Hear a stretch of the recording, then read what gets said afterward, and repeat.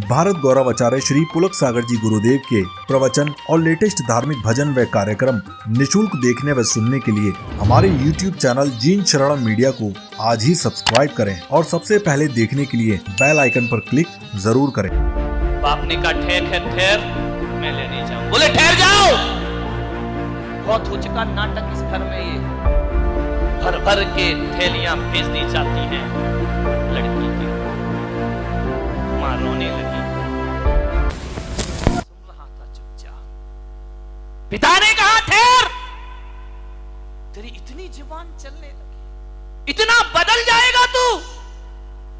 ठहर, मैं बाप हूं, मैं लेने जाऊंगा स्टेशन, मैं गाड़ी ड्राइव करूंगा, मैं अपनी बेटी को लेकर के आऊंगा। बेटे ने कहा तुमको जाना है तो जाओ, ये सब काम मेरे से। बोले तेरी इकलौती बहन है। बोले मुझे मालूम है तो है भाई। एक बात बता, ये इतनी महंगी महंगी मिठाइयां, इतने महंगे महंगे उपहार किस लिए मंगाए गए हैं? बोले बेटी आ रही है, ससुराल जाएगी, उसको देना पड़ेगा। अरे क्या जरूरत है उनको देने की? जब देखो तब तो उठाए मुंह चली आती है। मां को लगा यार ये लड़का बोल क्या रहा है, आज इसे हो क्या गया है। बोले क्या जरूरत इतने महंगे महंगे उपहार देने की, शादी में दे दिया ना सब, लाखों रुपए दे दिए, मैं कुछ नहीं बोला, मैं एक शब्द नहीं बोला। आपने 50 लाख रुपए इस लड़की की शादी में खर्च कर दिए। जब देखो तब उपहार, जब देखो तब आभूषण, कभी चेन, कभी अंगूठी, कभी पैसा, यही करते रहेंगे कि हम जिंदगी भर। बाप ने कहा यार तुझे हो क्या गया है आज? बोले आज मैं होश में हूं पूरे, कुछ नहीं मिलेगा, कोई आभूषण नहीं, उठाओ इनको अलमारी में बंद किया जाए। बाप ने कहा यार जब देखो तब यहां ससुराल से चली आती है। बाप मां ने कहा बेटा एक बात ध्यान रख, बहुत ज्यादा हो गई अब बात, वो मेरी लड़की है, बराबर का हक है उसे यहां आने के लिए। तेरा घर है तो उसका भी घर है, वो इस घर की बेटी है।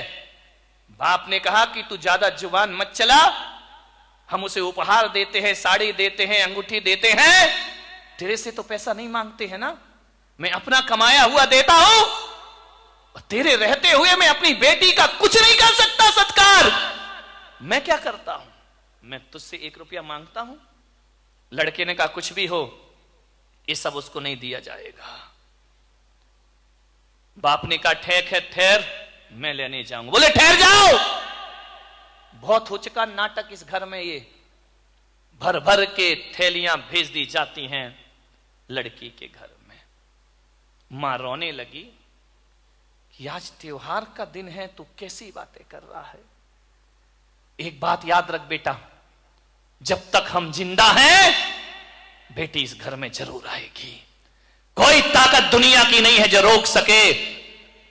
हमने तुझे पाला है तो उसे भी पाल पोस कर बड़ा किया है, उस बेटी का अधिकार इस घर में पूरा रहेगा।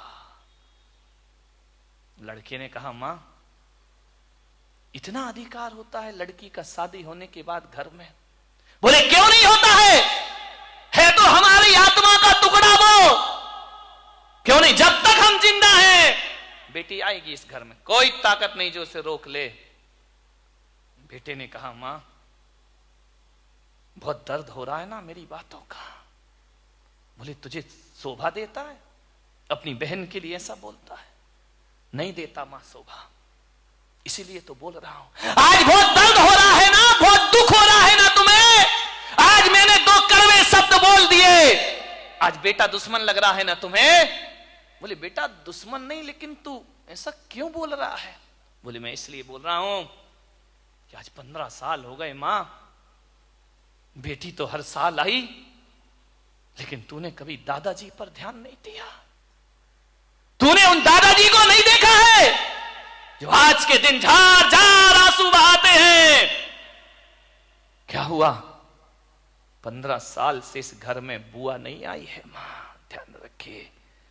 और जब जब बुआ आती है तुम्हारे यही ताने रहते हैं जो मैंने आज बहन के लिए तुम्हें ताने प्रदान किए हैं। ये घर मां यदि बेटियों का है, इस घर में यदि बेटियों का हक है, तो सबसे पहली बेटी तो आपकी बेटी नहीं, मेरे दादाजी की बेटी का हक पहले होना चाहिए, मेरी बुआ का हक इस घर में पहले होना चाहिए। मेरी बुआ जी 15 साल से नहीं आ पा रही है यहां, क्योंकि आपने जो अपमान उसका किया है, ये शब्द मेरे नहीं है मां, ये तूने ही तो कहे थे कि जब देखो तब चली आती है।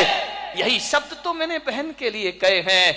और जब तुमने कहे थे कि इतना खर्चा होता है इस ननंद के आने पर, तो मेरे दादाजी ने भी तो यही कहा था ना कि मैं अपनी कमाई दौलत देता हूं, तुमसे क्या मांगता हूं। उस पर ब्रेक कौन होते हो तुम लगाने वाले, रोक लगाने वाले कौन होते हो? क्या इस घर में बुआ नहीं आना चाहिए? उसका भी तो घर है ना ये।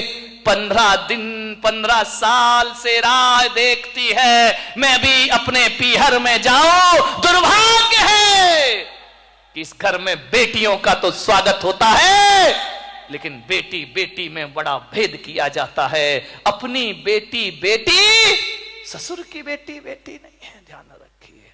आज ऐसी बेटियां भी हैं जो थाली लिए इंतजार करती हैं कि शायद पीहर से कोई बुलावा आ जाए हमारे लिए। मान्यवर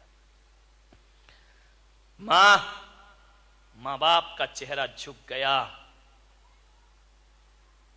आपने इस घर में पिताजी को बोले कि बेटी के लिए तुम लेने जा रहे हो, कभी तुमने अपनी बहन का ख्याल किया है? आना जाना बंद है उसका।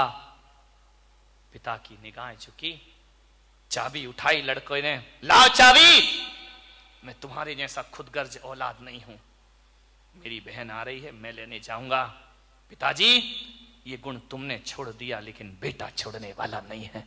मैं अपनी बहन को लेने जरूर जाऊंगा। आपको अपनी बहन याद आए या ना आए, मैं इतना बेवफा नहीं हूं। मैं तो केवल तुम्हें सबक सिखाना चाहता था।